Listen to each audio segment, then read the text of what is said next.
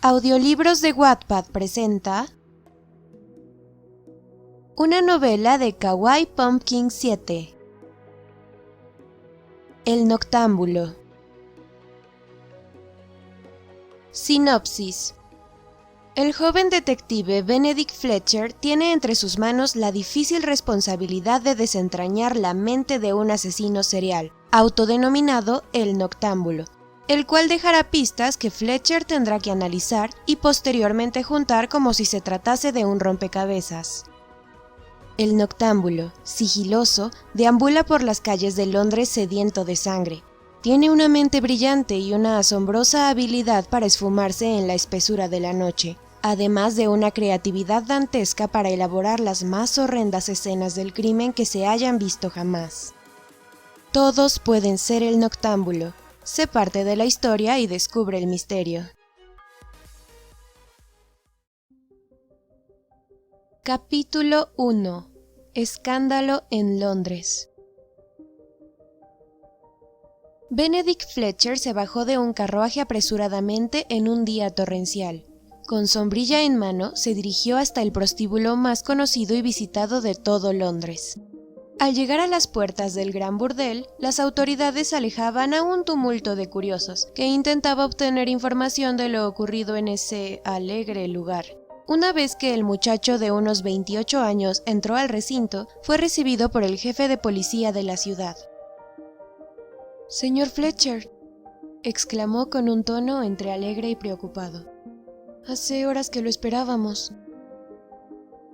«Disculpe, señor, se me hizo un poco complicado venir en cuanto me lo pidieron. Ya sabe, la distancia», dijo el joven un tanto incómodo. Bueno, en realidad, lo que más nos interesa es que investigue acerca de lo que pasó aquí.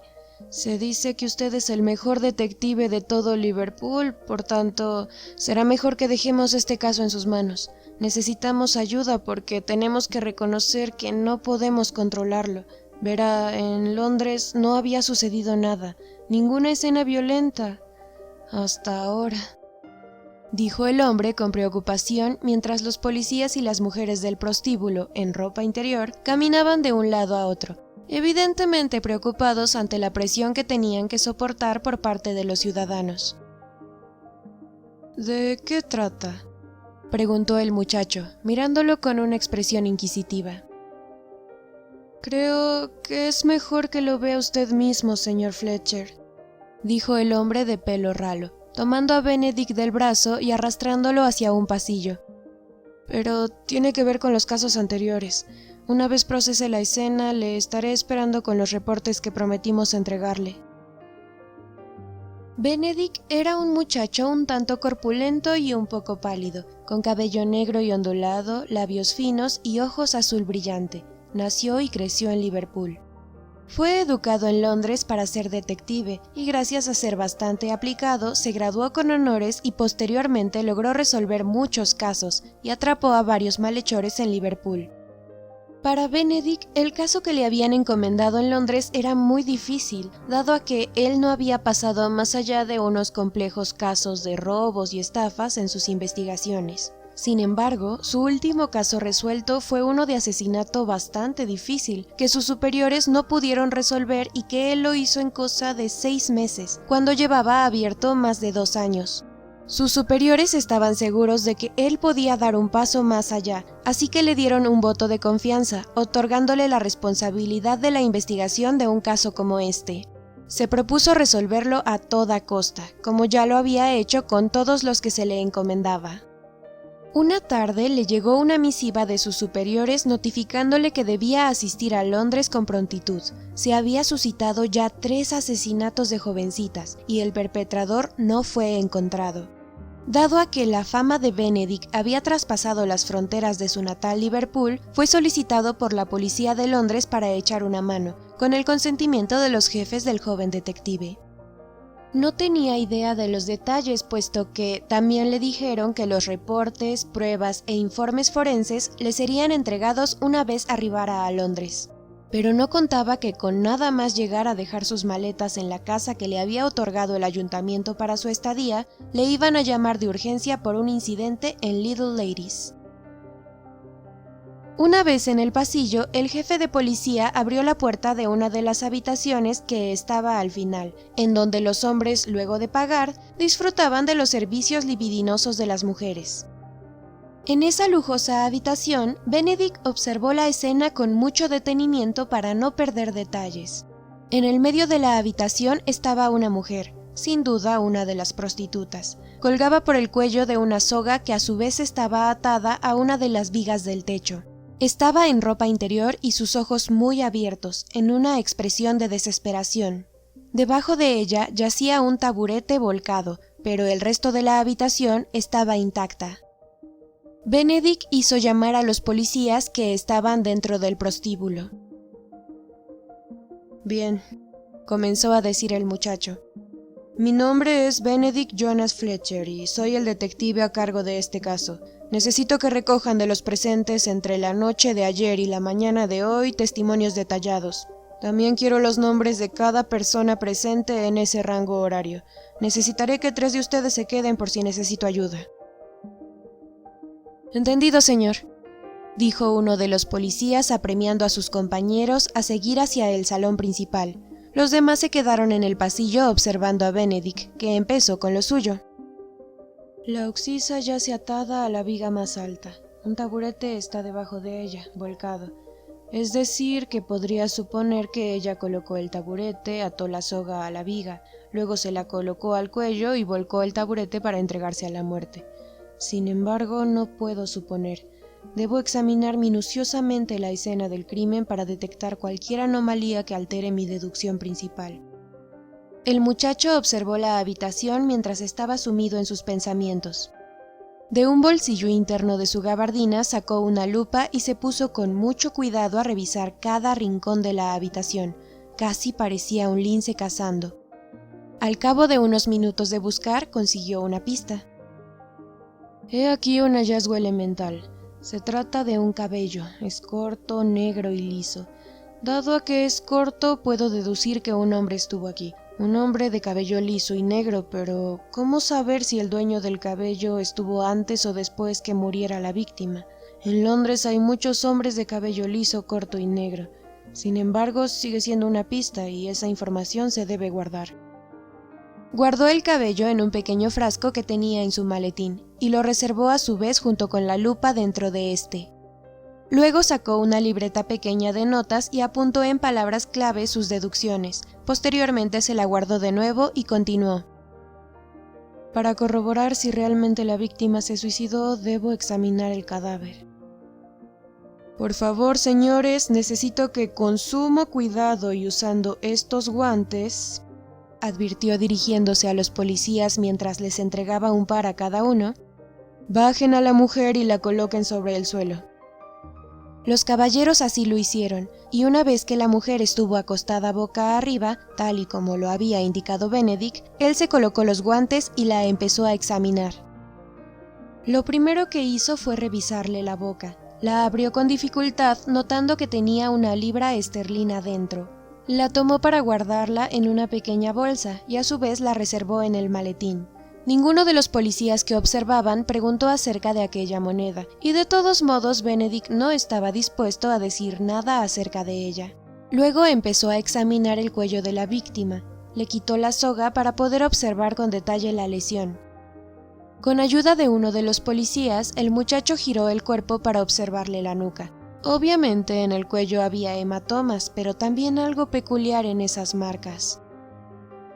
«Bueno, cuando una persona se suicida por ahorcamiento, les queda un hematoma en el cuello en forma de V invertida», dijo mirando a los agentes.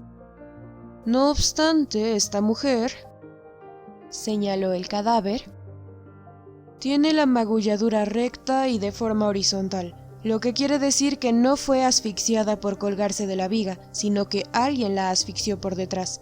Así que puedo asegurar que este caso no es suicidio. Esta mujer fue asesinada». Los oficiales se notaron tensos, y el muchacho no los culpaba después de todo el agite y el pánico que vivía la ciudad. «Yo descubriré quién ha sido, aunque me vaya la vida en ello», dijo el joven, dejando con cuidado el cadáver en el suelo. Se sacó los guantes que tiró en un bote de basura cercano, guardó la soga como evidencia, tomó sus cosas y salió por la puerta. En tanto los oficiales levantaban el cadáver del suelo, ya que debía ser trasladada a la morgue para los exámenes internos. Mientras tanto, el jefe de policía felicitó a Benedict por sus deducciones, después de que éste le comentara sobre ellas. El hombre le hizo entrega de todo lo relacionado con los casos anteriores. Benedict los guardó en su maletín dándole las gracias, y unos minutos después ya había parado de llover, así que el detective salió a las calles adoquinadas de Londres en busca de un carruaje que lo llevara directo a la casona que le había asignado el ayuntamiento para su estadía. En la casa, Benedict revisó los reportes anteriores. 3 homicidios, todos a jovencitas de entre 19 y 26 años.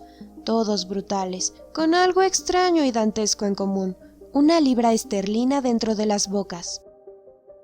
Meredith Blake, 20 años, asesinato por objeto contundente en la cabeza, bate de cricket.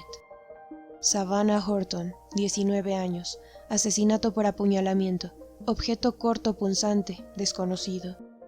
Alessa Lambert, 25 años, asesinato por tortura. Laceraciones profundas en el cuerpo, amputación de un seno. Era realmente asqueante que alguien pudiera hacerle eso a esas chicas. Se puso a cavilar acerca del caso de asesinato que acababa de procesar. Tenía algunas notas en su libreta, un cabello y nada más. Faltaba el resultado de las pruebas del forense que se darían al día siguiente. Estaba un tanto frustrado, pues si las pruebas patológicas del forense revelaban alguna cosa más, tal vez él podría tener al asesino. Luego pensó que sería mejor volver a Little Ladies, para preguntarle a las prostitutas o a la encargada del lugar acerca del caso de la noche anterior. Los reportes que le habían dado los policías le eran insuficientes, por lo tanto era mejor encargarse él mismo de todo y solo usar a la policía londinense de apoyo si le era necesario. Sin más, se levantó de la mullida butaca de la sala de estar, terminó de beber su whisky y mandó a una de las mucamas a que le preparara un baño de agua tibia. Lo necesitaba para desestresarse. Al crepúsculo se metió a la tina. Sintió un verdadero alivio ya que hacía frío. Luego de salir del baño se colocó su ropa interior y se metió a la cama.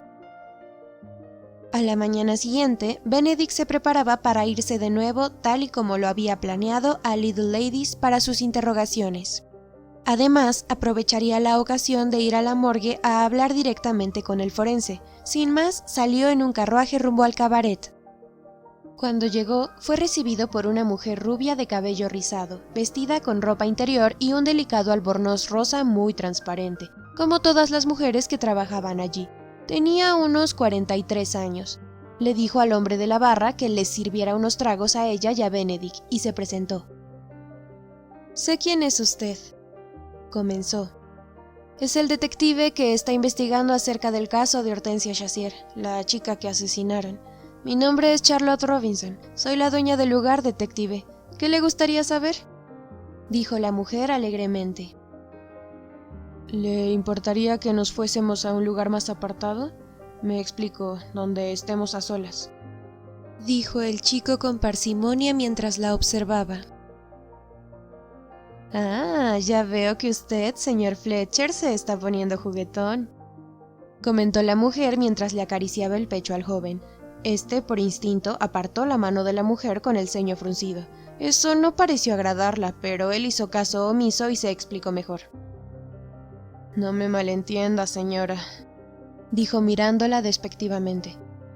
«Solo quiero un lugar a solas porque no es conveniente hablar de un caso tan delicado en un lugar tan concurrido. Ahora, lléveme allí», dijo el apuesto joven levantándose del asiento y terminando de un sorbo el trago. La mujer, molesta y decepcionada, lo condujo hasta su propio dormitorio privado. Posteriormente, sentados en torno a una mesa, Benedict comenzó con las preguntas. «La noche preliminar al hallazgo de la muchacha asesinada, ¿no vio usted a alguien sospechoso?», preguntó el hombre mientras sacaba su libreta de notas y una pluma estilográfica de uno de sus bolsillos. «En realidad no. Esa noche todo marchaba como de costumbre. Los tragos, los bailes, los cantos, la diversión en esas habitaciones», respondió la mujer sirviendo whisky en 2 vasos que estaban sobre la mesa. Luego tomó el suyo y bebió todo el contenido de un trago. Entonces se sirvió más. ¿No sabes si alguna de las jovencitas que trabajan aquí habrá visto a algún hombre que pagara por estar con la señorita Chassier?, preguntó el muchacho a la rubia mientras sorbía el contenido del vaso, luego de examinarlo y olerlo con detenimiento. Pero señor, descuide, no voy a envenenarlo, dijo la mujer con una sonrisa pícara. En este negocio todo puede pasar y no soy una persona confiada, es por eso que soy detective. ¿Sabe de alguna jovencita o no?, volvió a preguntar el muchacho bebiendo otro trago. No lo sé, tendría que preguntarles. ¿Quiere que lo haga?, inquirió la mujer. No, solo quiero que las haga venir un momento, respondió el muchacho. Unos minutos después, las hermosas jovencitas ya estaban frente a Benedict. Por casualidad, la noche que murió la señorita Chassier, ¿alguna de ustedes vio algo inusual o a un hombre de cabello corto, liso y negro que entrara con ella en la habitación donde fue encontrada?, indagó, deseoso de respuestas. Nadie dijo nada por unos minutos, pero una pelirroja levantó la mano derecha ligeramente y comenzó a hablar. Había un hombre que estaba conversando con Hortensia en la barra esa noche. Era de piel muy blanca, pelinegro y también tenía el pelo corto y liso. Su complexión era robusta. En conclusión, era bastante guapo. Llevaba ropas de alta costura y sus ojos eran verde brillante, un color hermoso. Yo pensé que era un cliente más y por tanto no tuve sospechas, contestó la muchacha mientras Benedict anotaba los datos en su libreta. ¿Hay algo más, señorita?, preguntó Benedict con una sonrisa radiante. No, señor detective, respondió Dorothy, la pelirroja. Entonces, hasta luego, se despidió el muchacho mientras les hacía una ligera reverencia. Luego se guardó la libreta de notas y se marchó a la morgue de la ciudad.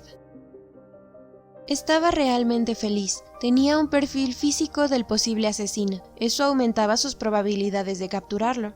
Decidió que luego de ir a la morgue iría a la estación de policía para ofrecer el avance del caso y para que capturaran a cualquier muchacho que cumpliera con el perfil físico que ya tenía. Cuando el forense le entregó las pruebas patológicas, Benedict se sintió un tanto aliviado, pues la muerte de la chica había sido causada por asfixia mecánica, tal y como él lo había deducido, y no por algún caso diferente de asesinato que retractara sus conjeturas. Aparentemente, o hasta ahora, las cosas le estaban saliendo bien, tan solo le faltaba ir a la estación de policía, y así lo hizo.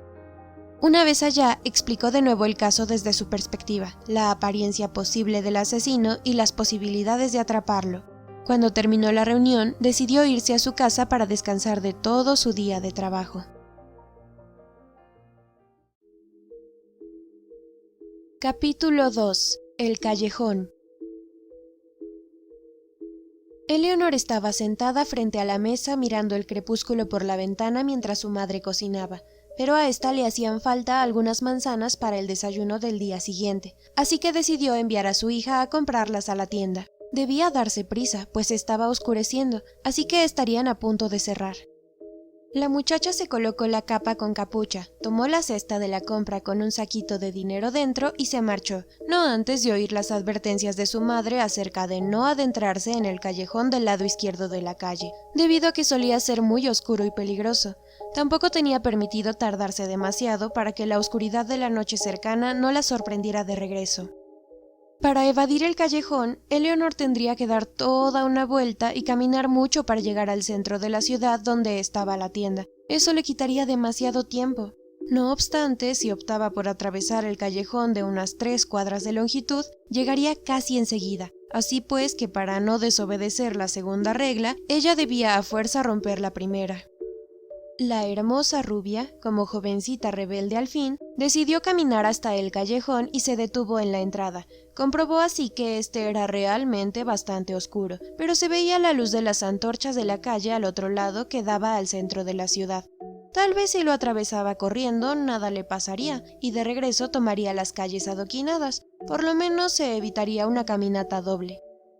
La muchacha dio un paso, quedando al principio del frío y lúgubre callejón. Nada pasó, así que salió corriendo tan deprisa como las piernas se lo permitieron. Lo único que oía era el sonido que provocaban sus zapatos, chocando contra los adoquines en forma violenta. Unos minutos más tarde estuvo fuera del callejón y dentro del centro de la ciudad, así que, sudorosa y un tanto fatigada por la carrera, caminó hasta llegar a su destino. «Hola», saludó la tierna muchacha. «Necesito unas 8 manzanas, por favor», pidió. «Qué bueno verla, señorita», contestó el vendedor mientras le colocaba el pedido en la cesta que llevaba, al tiempo que ella contaba las monedas para pagarle, pero desafortunadamente el dinero no le alcanzaba. «Señor, creo que tendrá que darme menos manzanas», reconoció la rubia ruborizada. Luego de la compra tomó su cesta y decidió irse corriendo de nuevo por el callejón debido a que así llegaría más aprisa. Ya se había tardado demasiado mirando escaparates de tiendas, así que la oscuridad inminente había envuelto a la ciudad por completo. Sin lugar a dudas, su madre se enojaría. Si Eleanor descartaba la idea de tomar atajos, se tardaría mucho más, y de este modo al llegar encontraría a su madre molesta o preocupada. Por lo tanto, se paró frente al callejón y comenzó a correr en dirección a su casa. Al rato vio una sombra por delante de ella y se detuvo en seco. Luego se dio cuenta de que era un gato. Sin embargo, se había asustado mucho, y como estaba más al principio que a la mitad del callejón, decidió regresar e irse por las calles adoquinadas. Pero cuando se giró abruptamente, chocó con algo, o mejor dicho, con alguien. No se veía nada, solo la silueta, pero Eleanor intuyó que era una figura masculina, así que se aterró aún más. Su cesta de manzanas cayó con un ruido sordo sobre el suelo. Las manzanas rodaron en todas direcciones, y cuando intentó correr hacia su casa de nuevo, ese hombre la sostuvo por la capa y la hizo caer sentada. Él la arrastraba por el callejón, quién sabe a dónde, pero la chica desató la capa y se levantó con rapidez. Ella corrió un buen trecho, sus gritos eran desgarradores, pero una mano enguantada de cuero los ahogó, pues el hombre la abrazó por detrás rodeando su cintura, y con la otra le tapó la boca mientras ella pataleaba y luchaba por zafarse de ese terrorífico agarre. Sin embargo, no lo logró. El hombre se volvió con ella, es decir, que quedaron de cara al lado del callejón que daba al centro de la ciudad. Lo único que pudo ver la chica por última vez fue un carruaje que pasaba frente al callejón y una puerta dentro de este que se suponía había estado clausurada por años. Esta puerta se abrió con lentitud. Desde la madrugada había un revuelo en busca de Eleanor, la cual no aparecía. Aproximadamente a las 7 de la mañana, una mujer y su hija de tan solo 9 años atravesaban el callejón y se encontraron con un charco enorme y espeso de sangre, que salía de debajo de una puerta que estaba del lado derecho en el pasadizo. El líquido corría por los 2 escalones que la precedían y llegaba a la pared opuesta. La mujer y su hija salieron de allí gritando que había un charco de sangre que salía de la puerta de atrás de aquel viejo hospital abandonado. Todo el mundo se horrorizó. La policía corrió en tropel hacia el sitio y forzaron la puerta, pero cuando se disponían a pasar, ninguno de ellos pudo porque el fuerte olor a sangre y algo allí dentro los impresionó. Las moscas salían de aquel viejo hospital por montones. Benedict, que casualmente pasaba por allí ya que iba a la biblioteca en busca de información para el caso que tenía en manos, se encontró con el tumulto de personas y escuchó a todos hablando de otro asesinato. Él, con decepción, entró al callejón. «¿Qué sucede, oficial?», preguntó el muchacho al funcionario a cargo. «Lamento notificarle que se trata de otro asesinato más, detective. Tiene la puerta abierta a este nuevo caso, literalmente», dijo el oficial contemplando la sangre espesa. «Muy bien», dijo el joven mientras se asomaba a la puerta, y también se quedó estupefacto con lo que encontró. «¡Por Dios!», exclamó. Allí adentro estaba Eleanor, sentada sobre una mesa de recepción que a su vez estaba recostada en la pared del fondo, con las manos apoyadas una sobre la otra y sobre sus piernas, que estaban cruzadas. La cabeza ligeramente hacia atrás, los ojos estaban muy abiertos y en el cuello tenía una incisión profunda de largo a largo. La ropa de la chica estaba llena de sangre, al igual que el resto del suelo de la habitación y el que había afuera. sumando las salpicaduras de sangre en algunos lados de las paredes. Benedict se tomó la cabeza con las manos al ver esto. Era la primera vez que se pasmaba. Rápidamente mandó a retener a la señora que había visto el charco de sangre y a su hija, y sacó la libreta para hacer las anotaciones correspondientes como de costumbre. Luego sacó la lupa y comenzó a examinar la ropa de la víctima. No encontró más que la sangre, que ya se hacía evidente. Entonces revisó los zapatos de la chica y no encontró nada. Luego empezó a examinar la mano izquierda y tampoco halló algo relevante, pero en la derecha encontró un mechón corto de cabello negro y liso. El detective dedujo que sin duda se debía tratar del mismo asesino. Se colocó los guantes y con cuidado tomó el mechón de cabello, y a su vez lo metió en una bolsa de papel que se guardó en uno de los bolsillos internos de la gabardina. Luego revisó las uñas de la muchacha y se dio cuenta de que entre estas había pedacitos de piel. Benedict no tenía por qué tomarlos, solo podía coincidir con la idea de que sin dudas hubo una pelea entre la víctima y el asesino. Siguió tomando notas. Luego revisó en la habitación, que estaba desordenada, pero no encontró nada. Estaba a punto de marcharse cuando algo brilló con la luz de afuera a la altura de la boca de la víctima. La mesa estaba un poco alta como para que Benedict pudiera ver qué tenía la chica, y no podía bajarle la cabeza porque aún tenía rigor mortis. Por tanto, buscó un taburete, lo colocó al lado de la mesa y se subió a él. Al instante tuvo una mejor vista de lo que brillaba. Haciendo acopio de sus fuerzas, Benedict le abrió ligeramente la boca con una expresión de asco y extrajo una moneda idéntica a la que había encontrado en el cuerpo de la jovencita de Little Ladies, que ya se relataba en los anteriores informes y que poseía en su maletín de pruebas, 1 libra esterlina. Definitivamente es el mismo asesino, aseguró Benedict al salir por la puerta de la escena del crimen. El muchacho se disponía a salir del callejón cuando los ciudadanos le bloquearon el paso, además de periodistas que lo agobiaban con preguntas absurdas.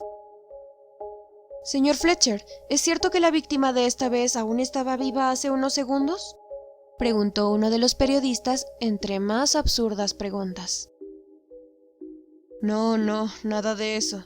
No puedo dar declaraciones hasta hallar al culpable para no ponerlo de sobreaviso», dijo el joven abriéndose paso entre la gente.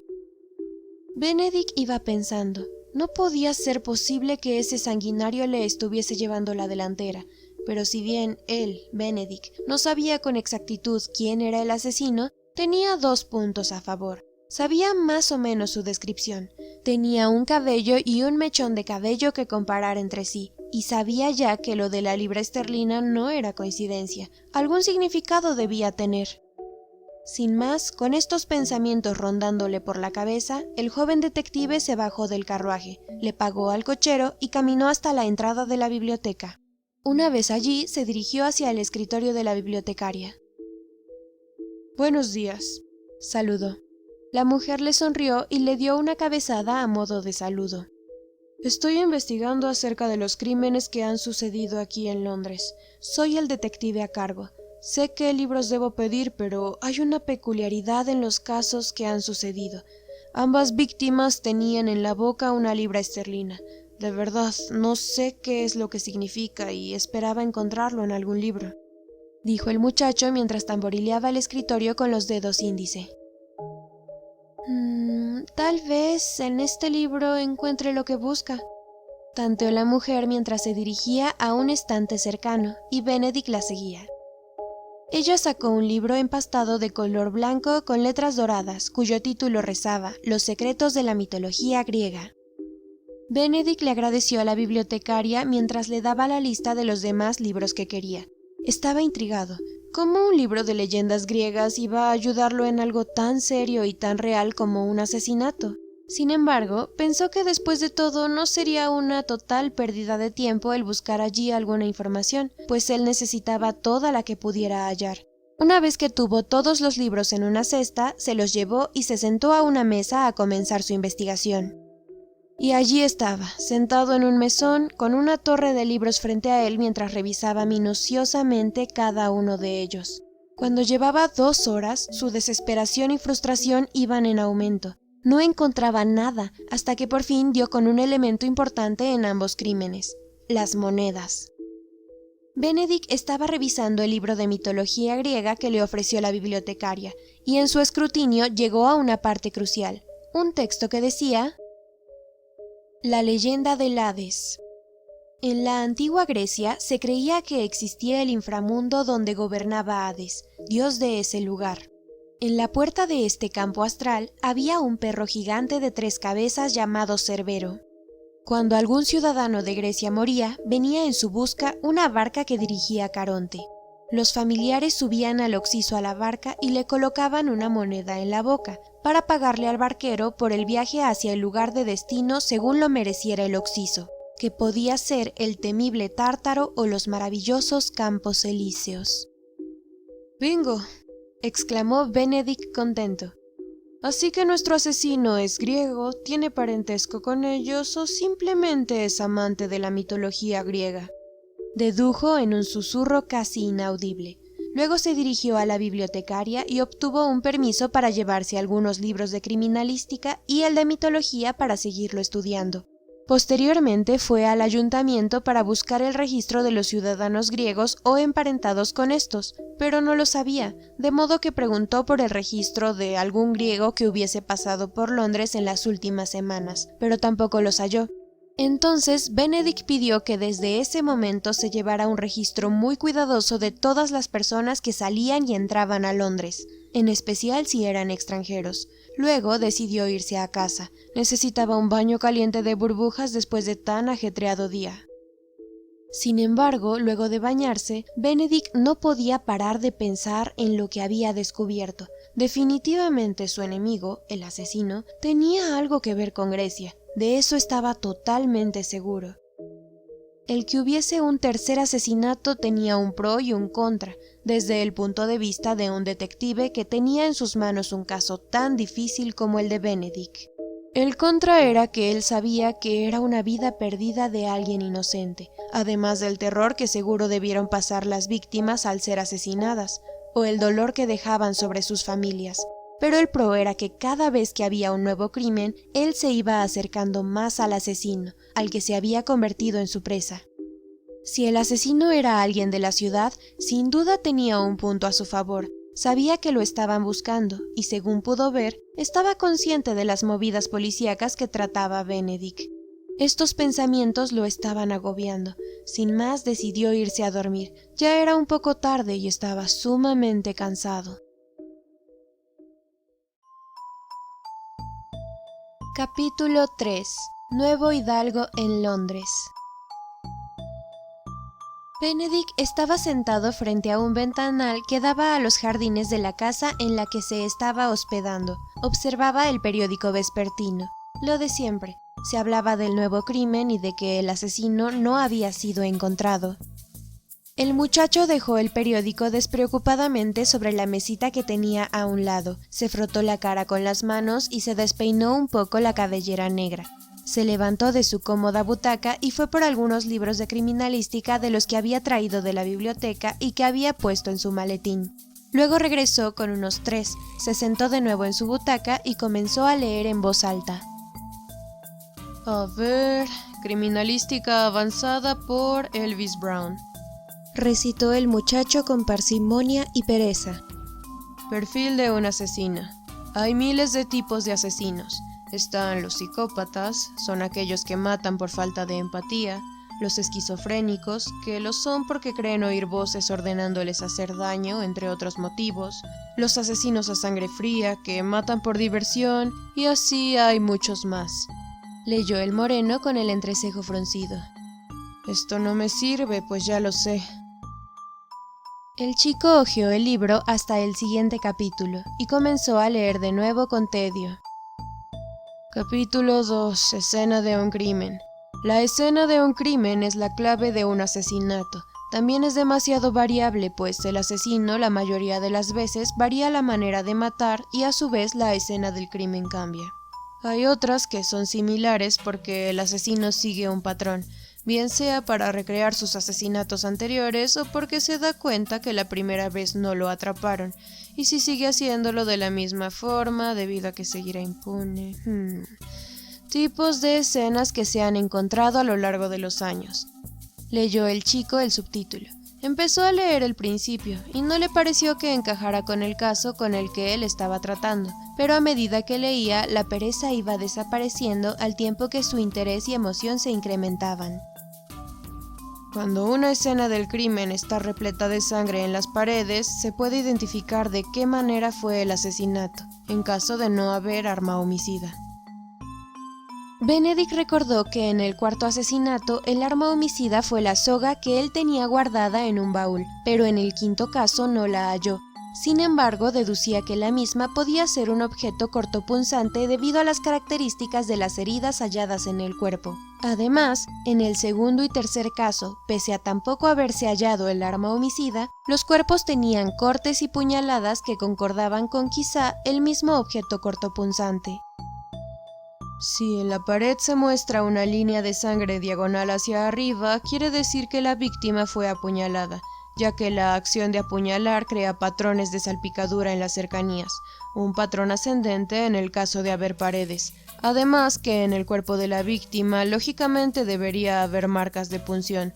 De la longitud de la herida dependerá el tipo de objeto cortopunzante que se empleó. Véase a continuación tipos de objetos cortopunzantes y sus patrones. Benedict observó las fotos y sonrió complacido. Según el patrón en las marcas de Savannah Horton, esta había sido asesinada con un puñal, mientras que posiblemente tanto Alessa Lambert como Eleanor Graham habrían muerto por el uso de una daga. «Ya está», dijo mientras se levantaba de la butaca e iba a su maletín apresuradamente.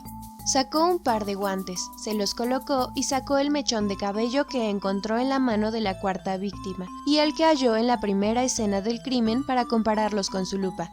Parecían idénticos, la misma longitud y mismas características. En el centro de Londres se estaba haciendo un revuelo. Todos miraban un carruaje extremadamente elegante que tenía incrustados diseños ornamentales en oro macizo. El coche pasaba frente al Parlamento. Un poco más allá se detuvo, frente al palacete más grande que había en Londres. Además del cochero, también estaba un lacayo que iba en la parte trasera por la parte de afuera. Este se bajó y se apresuró a abrirle la puerta a su amo, un hombre que aparentaba unos 30 años, cabello castaño oscuro, de ojos negros, cuerpo atlético y sobre todo mucha distinción y arrogancia. En resumen, era un hombre muy apuesto, todo un hidalgo. Al momento llegaron más y más carruajes que por lo visto traían al resto de sus criados. Uno de estos abrió el portal de la mansión y el hombre pasó. Luego se dispuso a hablar con la que parecía el ama de llaves, mientras los curiosos de clase baja miraban y escuchaban la conversación. ¿Están ya todas mis pertenencias dentro de la casa?, preguntó con voz altiva, mezquina y arrogante, además de un acento ruso muy marcado. «Así es», contestó la mujer. «¿Así es qué?», preguntó el hombre con voz amenazante. «Así es, señor», dijo la mujer un tanto asustada. «Mucho mejor», dijo el hombre. Luego miró con asco a unos niños de unos 10, 11 y 9 años que, llenos de lodo, tocaban su coche con gran admiración. «¡Hey, ustedes! ¿Qué creen que hacen? Bajen ya de allí y dejen de tocar mi coche con sus asquerosas manos de pobres», dijo el ruso encaminándose hacia la calle. Los niños se apartaron apresuradamente. «¿Y ustedes qué? ¿Ven que esos mugrosos están contaminando mi coche con sus sucias manos y no hacen nada?», espetó molesto, y luego se volvió de nuevo. «¡Ah! Me van a sacar canas un día de estos», dijo mientras se adentraba en el sendero que daba hacia la casa. Nikolai Petrov era ruso, nacido en San Petersburgo, una de las ciudades más bellas de ese país. Nadie sabía cómo era que a su edad tenía toda esa fortuna y esas propiedades. Aunque muy buen mozo, Nikolai tenía una mirada enigmática y mezquina que a veces le daba un aire aterrador. Por lo general, cuando se enojaba, y eso pasaba a menudo ya que nada le gustaba y era muy caprichoso, le gritaba a todo el mundo que estaba a su alcance. En ningún sitio al que llegaba se conocía su pasado, ya que era un hombre muy cerrado, ni siquiera sus criados sabían nada de él excepto lo actual. Tampoco le gustaba o le importaba encajar en sociedad, y la verdad era que nunca lo hacía por su comportamiento tan hostil con los habitantes de las ciudades por las que había pasado. Nikolai era un peregrino, le encantaba viajar y comprar propiedades en esos países que visitaba. Había oído acerca de la venta de aquel palacete en el que se iba a residenciar, y como buen cazaventas, el ruso averiguó dónde vivía el vendedor de aquella casa y la compró para mudarse a ella. Luego de unas 2 horas, Nikolai decidió salir hacia el ayuntamiento para arreglar unos papeles. Al salir se topó con Dominic Horan, que se disponía a abordar su carruaje. Dominic era otro de los hidalgos de Londres y detractor de Benedict por sus escasos esfuerzos de hacer algo con los asesinatos. «Lo siento, señor», dijo el hombre con su acostumbrado acento y tono altivo. Cuando tropezó a Dominic, este iba a responderle. Pensaba decirle que se fijara por dónde caminar y que no fuera insolente, pero se contuvo al ver al elegante hombre que lo veía con esos ojos negros enigmáticos. «No te preocupes, muchacho. ¿Cuál es tu nombre? Eres extranjero, ¿verdad?», preguntó el rubio al joven que miraba toda la calle de punta a punta con mirada perdida, como acostumbraba a mirar. «Me llamo Nikolai Petrov», dijo el muchacho mirando nuevamente a Dominic mientras le estiraba la mano y el rubio se la estrechaba. «Sí, soy extranjero, ruso, nacido en San Petersburgo. Conozco a mucha gente en Rusia y me creo que conozco a una familia Petrov. ¿No sería la tuya, muchacho?», preguntó Dominic mientras una vez más Nikolai parecía interesado con el paisaje ajetreado que lo rodeaba. «No, no lo creo, señor. Ahora no quiero pasar por maleducado, pero se me hace un poco tarde y debo resolver algunos asuntos personales. Si no le importa, seguiré mi camino. Hasta luego», dijo mientras le hacía una reverencia con la cabeza a su interlocutor a modo de despedida. «Hasta luego, muchacho», dijo el hombre al tiempo que Nikolai seguía su camino hasta subirse a su lujoso coche. Dominic estaba un tanto contrariado. ¿Eran ideas suyas o ese joven extraño lo estaba evadiendo? De cualquier manera le había caído en gracia, pues era un hombre respetuoso, altivo e hidalgo. Ese extranjero era un poco extraño, sí, pero todo un hidalgo y muy educado. Dominic era de las personas que no dejaba pasar una oportunidad grandiosa, y este sabía que conocer a fondo y hacerse amigo de esa persona le convendría, así como también le convino hacerse amigo de los Miller y de otras familias de alta sociedad. Aunque cabe destacar que aparte de la conveniencia de la amistad entre los Miller y los Horan, estos se tenían aprecio. Dominic llegó hablándole a su familia de Nikolai durante la cena mientras no dejaba de insinuar que ese muchacho sería un buen esposo para Juliet, su hija. «Deberías fijarte en una persona como esa», le dijo el padre a su hija. «Si tiene que ver con la alta sociedad, no quiero nada con él», dijo la muchacha bebiendo un sorbo de leche. «Obviamente tiene que ver con la alta sociedad, pertenece a ella. Es un muchacho ruso de buenos modales y elegante, justo lo que a tu madre y a mí nos gustaría para ti». «Papá, no sé cuántas veces te voy a decir que quiero ser yo quien escoja a mi futuro esposo, y que sea por amor, no por conveniencia. Un matrimonio como el de ustedes», dijo la muchacha señalando a sus padres. «Primor, nuestro matrimonio fue por conveniencia. Luego de convivir juntos fue que nos enamoramos, pero eso no quita que haya sido por conveniencia», le explicó Dominic a su hija, que los miró con enojo. «Entonces, si no se hubiesen enamorado, su matrimonio habría sido una farsa, y ahora mismo seríamos la familia de papel», dijo la muchacha levantándose de la mesa y alejándose hacia la salida. «Con permiso». «¿A dónde crees que vas, Juliet? No sea grosera con su padre, señorita», increpó la madre.